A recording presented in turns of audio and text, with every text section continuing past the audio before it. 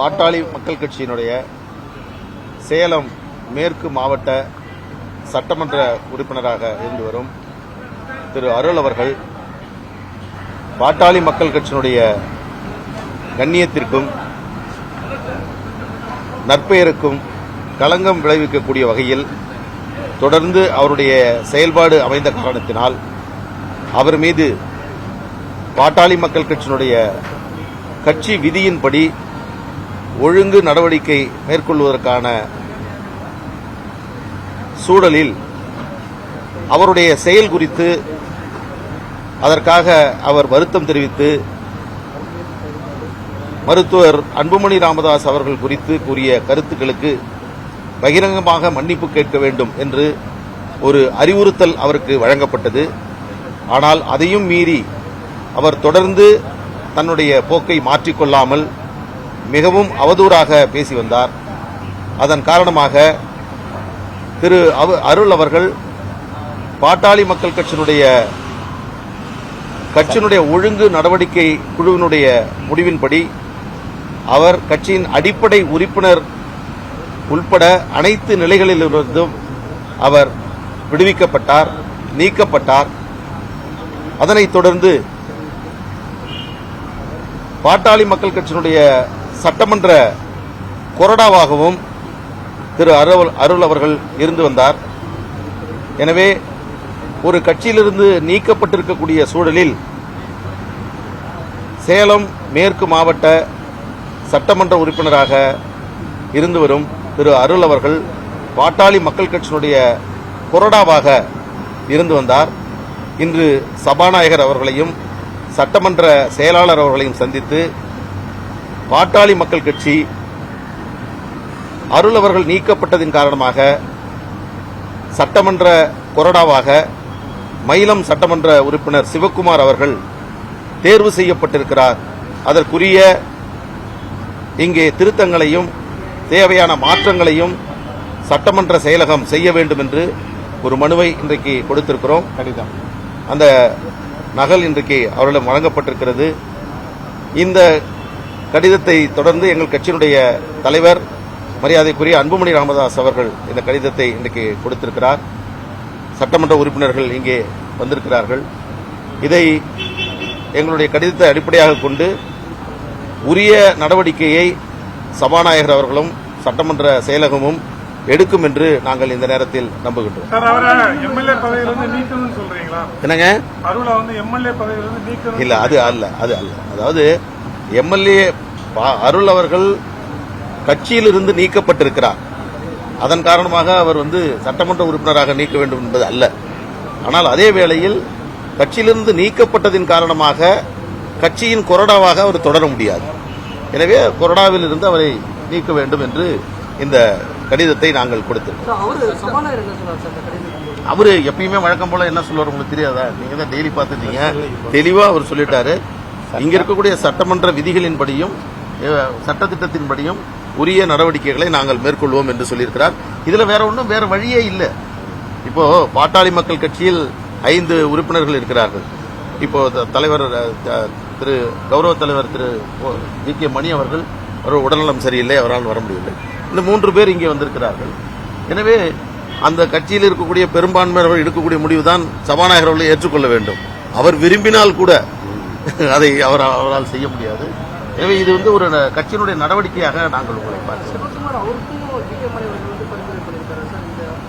இல்ல, அதாவது இதற்கு முன்பு பாட்டாளி மக்கள் கட்சியினுடைய சட்டமன்ற உறுப்பினர்கள் தேர்வு செய்யப்பட்ட போது கட்சியினுடைய தலைவர், துணைத் தலைவர், கொறடா யார் என்பதை கட்சியினுடைய தலைவராக அப்பொழுது இருந்த திரு ஜி.கே. மணி அவர்கள் கடிதம் கொடுத்தார்.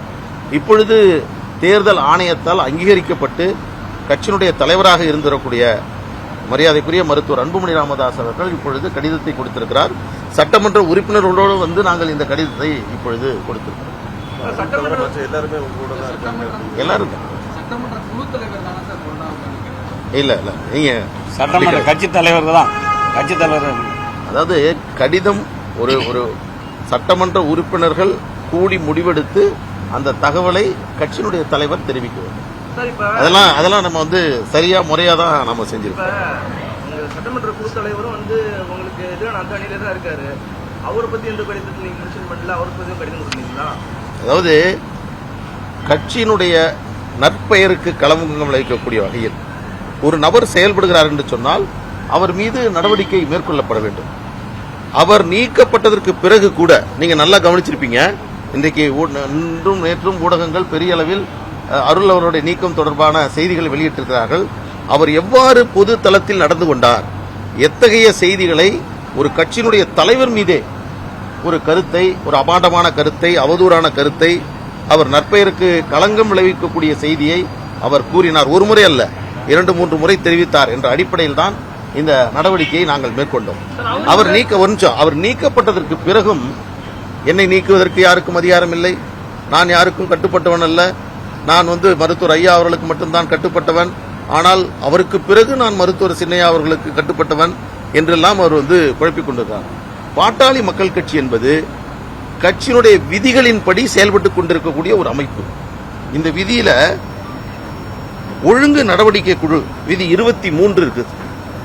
ஒழுங்கு நடவடிக்கை, ஒரு நபர், ஒரு கட்சியில் இருக்கக்கூடிய எந்த நிலையில் இருக்கக்கூடிய பொறுப்பாளரும் நிர்வாகியும் கட்சியினுடைய உறுப்பினரும் தவறு செய்தால் அவர் மீது நடவடிக்கை எடுப்பதற்காக ஒழுங்கு நடவடிக்கை குழு விசாரணை மேற்கொண்டு அதன் அடிப்படையில் முடிவெடுக்கும். இதை நீக்குவதற்கு தனிநபர் யாருக்கும் எந்த அதிகாரமும் கிடையாது. ஒரு ஜனநாயக கட்சி. நேற்று கூட மருத்துவர் ஐயா அவர்கள் ஒரு செய்தியை சொன்னார். பத்திரிகையாளர்கள் கேட்டாங்க, வரக்கூடிய தேர்தலில் யாரோடு நீங்கள் கூட்டணி வைக்கப் போகிறீர்கள் என்று கேட்டபோது நேற்று கூட மருத்துவர் ஐயா அவர்கள் சொன்னார், எங்களுடைய கட்சியினுடைய பொதுக்குழு கூடி முடிவு செய்யும் என்று சொன்னார். கட்சியினுடைய பொதுக்குழு கூடி முடிவு செய்யும் என்று சொன்னால் கட்சியினுடைய பொதுக்குழுவை யார் கூட்ட முடியும்?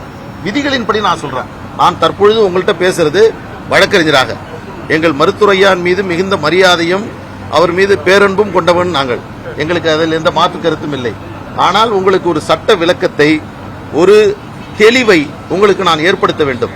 பத்திரிகையாளர்கள் பலர் மீண்டும் மீண்டும் இந்த கேள்வியை கேட்டுக் கொண்டிருக்கிறார்கள். அவர்தான் கட்சியை நிறுவனர், அவருக்கு இல்லாத அதிகாரமா என்று. ஆனால் இது 1995ஆம் ஆண்டு 89இல் விதி உருவாக்கப்பட்டு பிறகு 95இல் மீண்டும் திருத்தப்பட்டு அதன் அடிப்படையில் தான் இன்றைக்கு பாட்டாளி மக்கள் கட்சி செயல்பட்டுக் கொண்டிருக்கிறது. இது ஒரு ஜனநாயக அமைப்பு. இங்கே பொதுக்குழு தான் பிரதானமானது. பொதுக்குழுவை யார் கூட்ட முடியும்? பொதுக்குழுவை கூட்டுவதற்கு என்ன வழிமுறைகள் என்பதை தெளிவாக சொல்கிறது. விதிகளின்படி பொதுக்குழுவை தேர்தல் ஆணையத்தால் அங்கீகரிக்கப்பட்ட கட்சியினுடைய தலைவர், இப்பொழுது மருத்துவர் அன்புமணி ராமதாஸ் அவர்களும், கட்சியினுடைய பொதுச் செயலாளராக இருக்கக்கூடிய வடிவேல் ராமநாதன் அவர்களும், இவர்கள்தான் கட்சியினுடைய பொதுக்குழுவை நடத்த முடியும், கூட்ட முடியும். இதுதான் விதி. இதில் கட்சியினுடைய நிறுவனருக்கு என்ன, அவருடைய நிலை என்ன என்பதையும் இந்த எங்களுடைய அந்த பைலா தெளிவாக சொல்லுகிறது. அவரை பொறுத்தவரையில் கட்சியினுடைய பொதுக்குழு, செயற்குழு, உயர்மட்ட குழுவுக்கு அவர் அழைக்கப்பட்டு அவருடைய வழிகாட்டுதலின்படி முடிவுகள் மேற்கொள்ளப்பட வேண்டும். இதுதான் இன்றைக்கு இருக்கக்கூடிய நிலைமை. இதன் காரணமாக பாட்டாளி மக்கள் கட்சி தற்பொழுது 2026ஆம் ஆண்டு ஜூன் மாதம் வரை மருத்துவர் அன்புமணி ராமதாஸ் அவர்கள் தலைவராக தொடர்வதற்கான அங்கீகாரம் என்பது தேர்தல் ஆணையத்தால் வழங்கப்பட்டிருக்கிறது. இந்த பொதுக்குழுவை கூட்டுவது என்பது அன்புமணி ராமதாஸ் அவர்கள் தான் கூட்ட வேண்டும். அந்த பொதுக்குழுவில் எடுக்கக்கூடிய முடிவுகள், நடவடிக்கைகளின் அடிப்படையில் தான் எந்த முடிவையும் கட்சி மேற்கொள்ளும். அதுதான் சட்டப்படி ஏற்புடையது.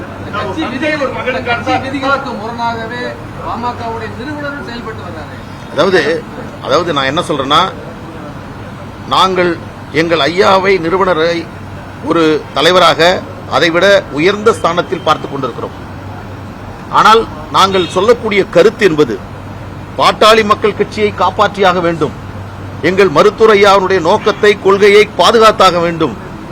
இந்த கட்சியை ஒரு பலமான ஒரு இயக்கமாக மாற்றியாக வேண்டும் என்பதற்காக நீங்கள் சொல்லக்கூடிய எல்லா கேள்விகளுக்கும் நான் பதில் சொல்லேன் என்று சொன்னால் அது முறையாக அமைந்து விடாது. ஏனென்றால் நாங்கள் சொல்லக்கூடிய எந்த கருத்தும் எங்கள் ஐயாவினுடைய புகழுக்கும் அவருடைய நற்பெயருக்கும் எந்த பாதிப்பும் வந்துவிடாத வகையில் மிக கவனமாக, பாதுகாப்பாக, முன்னெச்சரிக்கையோடு உங்களிடம் நாங்கள் பேசிக் கொண்டிருக்கிறோம். எனவே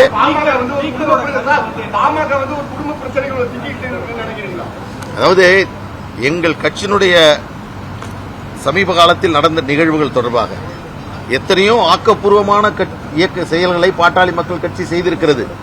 நிழல் நிதிநிலை அறிக்கையை வெளியிட்டிருக்கிறோம். 40க்கும் மேற்பட்ட ஆவணங்களை வெளியிட்டிருக்கிறோம். மக்கள் பிரச்சனைகளை முன்வைத்து பல்வேறு போராட்டங்களை நடத்தியிருக்கிறோம். ஆனால் அவற்றையெல்லாம் பெரிதளவில் விவாதிக்காத, பேசாத, அதை மக்களிடம் கொண்டு செல்லாத ஊடகங்கள் கடந்த ஒரு மாத காலமாக நீங்கள் எந்த அளவிற்கு இதற்கு முக்கிய. நேற்று நான் ஒரு செய்தி பார்த்த செய்தி மொத்தம் என்னன்னா, பாட்டாளி மக்கள் கட்சியோட 17 செய்தி வந்திருந்தது. இது வளர்ச்சி பாதையை நோக்கி தான் போயிட்டு இருக்கு.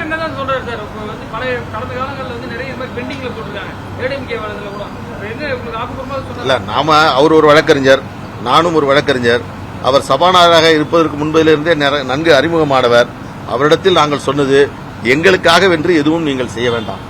விதிகளின்படி, சட்டத்தின்படி எதை செய்ய வேண்டுமோ அதை செய்யுங்கள். அரசியல் காரணங்களுக்காக என்று நிறுத்தி விடாதீர்கள். அதை தெளிவா சொல்லிட்டோம். அவங்க அங்கீகாரம் பண்ணாதான் பேர் மாறுமா இல்ல, அது அவர் பதில் சொல்லட்டும். நாம இன்னைக்கு முறைப்படி எங்கள் கட்சியினுடைய நிலைப்பாட்டை, கடிதத்தை நாங்கள் வழங்கிவிட்டோம். அவர் என்ன முடிவெடுக்கிறார் என்பதை பொறுத்துதான் அடுத்த கட்டமா நாங்க செய்யணும். அதில் மாற்றி செய்வதற்கு வழிமுறையே இல்லை. இப்ப நாங்க கொடுத்த எங்கள்கிட்ட இவ்வளவு கேள்வி கேட்கறீங்க. அவரு என்ன முடிவெடுத்த பிறகு வெளியில் வந்தாருன்னா அவர்கிட்ட நீங்க கேட்காம விட்டுருவீங்களா? அதனால இது முதல் முறை இல்ல. இது இதற்கு முன்பு பல முறை பல இயக்கங்களுக்கு நடைபெற்ற ஒன்று. அந்த அடிப்படையில் இந்த முடிவு என்பது மேற்கொள்ளப்பட்டிருக்கிறது. எனவே எங்கள் கட்சியினுடைய அடுத்த செயல்பாடுகளை நாங்கள் செய்வோம். இப்ப சமீபத்தில் எங்கள் மருத்துவர் ஐயா அவருடைய பிறந்த தினத்தில் வரும் 25ஆம் தேதி ஜூலை மாதம் மருத்துவர் அன்புமணி ராமதாஸ் அவர்கள் தமிழகம் முழுவதும் 100 நாள் நடைபயணத்தை மேற்கொள்கிறார். உரிமை மீட்பு நடைபயணமாக அது மேற்கொள்ளப்படுகிறது. நான் இன்றைக்கு சொல்லுகிறேன், மருத்துவர் அன்புமணி ராமதாஸ் அவர்களுடைய நடைபயணம் என்பது தமிழக அரசியல் வரலாற்றில் மிகப்பெரிய ஒரு சரித்திரத்தை உருவாக்கப் போகிறது. உழைக்கும் பாட்டாளி அனைத்து தரப்பு மக்களுடைய உரிமைகளை மீட்டெடுப்பதற்கான அவருடைய அந்த நடைபயணம் என்பது இந்தியாவில் பல மாநிலங்களில், இந்தியாவில் பல தலைவர்கள் இதுவரையில் நடைபயணங்களை மேற்கொண்டிருக்கிறார்கள். ஆனால் அன்புமணி ராமதாஸ் அவர்கள் மேற்கொள்ளக்கூடிய இந்த நடைபயணம் என்பது தமிழக அரசியலில் மிகப்பெரிய மாற்றத்தை அது ஏற்படுத்தும். பல அரசியல் கட்சி தலைவர்கள் இல்லாத போது மறைவுக்கு பிறகுதான் ரெண்டா உடையும் அந்த மாதிரிலாம் ஒரு பிரச்சனைகள்லாம் ஏற்படும். கடந்த கால வரலாறு இருக்கு. ஆனா ஒரு நிறுவனம் இருக்க போகும்போதே கட்சி உடையுதுன்னா அது எப்படி? இப்போதைக்கு நாங்கள் சொல்றோம், கட்சி உடையவில்லை. கட்சி உடைந்ததாக நீங்கள் நினைப்பது என்பதும் தவறு. ஏனென்றால் எல்லா இயக்கங்களிலும் 100 எம்எல்ஏ இருந்தா கூட அதில் ஓரிரு சட்டமன்ற உறுப்பினர், ஒரு நிர்வாகி மீது நடவடிக்கை எடுப்பது என்பது இயல்பு. எனவே ஒட்டுமொத்தமாக நாங்கள் எல்லோரும் ஒன்றாகத்தான் இருக்கிறோம். இதில் உடைந்ததாக நீங்கள் எடுத்துக்கொள்ள முடியாது. ஏனென்றால் அன்புமணி ராமதாஸ் அவர்கள் தலைமையில் 100% அனைத்து தரப்பு நிர்வாகிகளும் பாட்டாளி மக்கள் கட்சியினர், முக்கிய நிர்வாகிகள் இருந்து கொண்டிருக்கிறார்கள். எனவே இப்ப இருக்கக்கூடிய பிரச்சனைகள் எல்லாம் எளிதில் நாங்கள் கடந்து போய்விடுவோம். நிச்சயமாக தேர்தலில் இதுவரையில் இருந்த சக்தியை விட, பலத்தை விட இன்னும் கூடுதல் பலத்தோடு தான் பாட்டாளி மக்கள் கட்சி தேர்தலை சந்திக்கும். அதான் முன்னாடியே சொல்லிட்டோம். நாங்க தேர்தல் ஆணையத்திற்கு போக வேண்டிய தேவையில்லை. அவருடைய நாடாளுமன்ற காலம் முடிந்தது. அதன் காரணமாக சில நடவடிக்கைகள் பொதுக்குழு முடிவெடுத்து என்ன வேணும் உங்களுக்கு? என்ன பிரச்சனை? நிறுவனருடைய வழிகாட்டுதல் படிதான் பொதுக்குழு கூட்டணும். நான் என்ன படிச்சிட்டுமா? நீங்க பண்ணிருக்கீங்க. கட்சியின் மாநில பொதுக்குழு, செயற்குழு, நான் இதெல்லாம் ஒரு வழக்கறிஞராக தான் சொல்றேன். நீங்க கேட்கிற கேள்விக்கு தான் பதில் சொல்லணும். மற்றபடி நான் எங்க ஐயாவுக்கு எதிராக சொல்றேன், நீங்க எதுவும் சொல்லக்கூடாது. இது எங்கள் ஐயாவால் உருவாக்கப்பட்ட விதிகள். இது ஏதோ நான் உருவாக்குனதில்லை. இதுல கட்சியின் மாநில பொதுக்குழு, செயற்குழு, அரசியல் தலைமைக்குழு ஆகியவற்றின் கூட்டங்களுக்கு நிறுவனர் அழைக்கப்பட்டு அவரது வழிகாட்டுதலின் அடிப்படையில் கூட்டங்கள் நடத்தப்பட வேண்டும்.